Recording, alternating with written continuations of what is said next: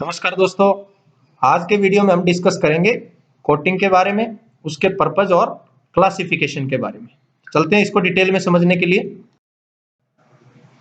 यहां से हम समझेंगे कोटिंग के बारे में।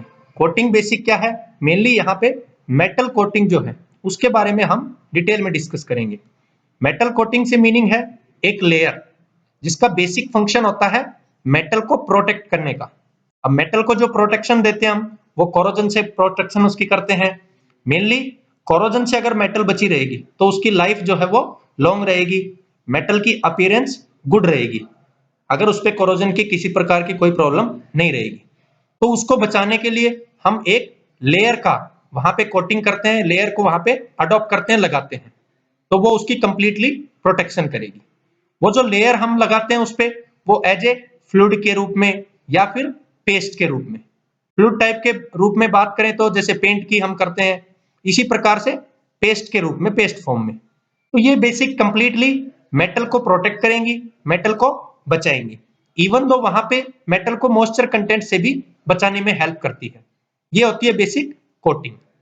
जो कोटिंग अप्लाई की जाती है, मींस किस मेथड से हम उसको अप्लाई करते हैं, मेनली या तो स्प्रेइंग प्रोसेस से, उस पे स्प्रे करके, जैसे गन है तो गन में एक प्रकार से हम जैसे पिचकारी का यूज करते हैं, सेम उसी टाइप पे स्प्रेइंग में एक गन है तो गन के अंदर हम उस फ्लूइड का यूज करेंगे और फिर उस पे स्प्रे करेंगे। नॉर्मली अगर बात करते हैं तो कभी ट्रक पे या कभी बसेस पे हमने पेंट करते हुए वहां पे देखा होगा, या जैसा आप स्क्रीन पे फिगर में देख पा रहे हैं, यहाँ पे मेटल की प्रोटेक्शन के लिए ये पर्सन इस पे स्प्रेइंग कर रहा है, तो ये स्प्रेइंग बेस्ट मेथड है। या फिर दूसरा जो प्रोसेस है वो है इलेक्ट्रोप्लेटिंग का।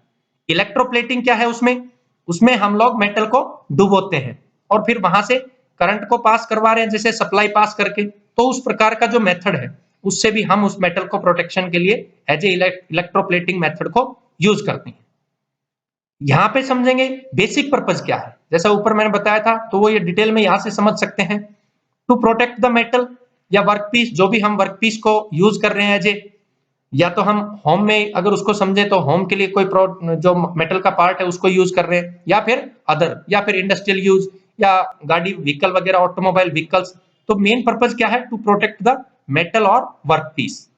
दूसरा मेनली किस पर्पज से यूज करते हैं, मेनली फॉर गुड अपीयरेंस, दिखने में वो अच्छी रहे, दिखने में वो एकदम नीट एंड क्लीन दिखे। जैसा फिगर में आप देख सकते हैं, यहां से ये जो पार्ट दिखाई दे रहा है ये रफ पार्ट है, जबकि ये बिल्कुल शाइनी पार्ट है, ड्यू टू दिस कोटिंग।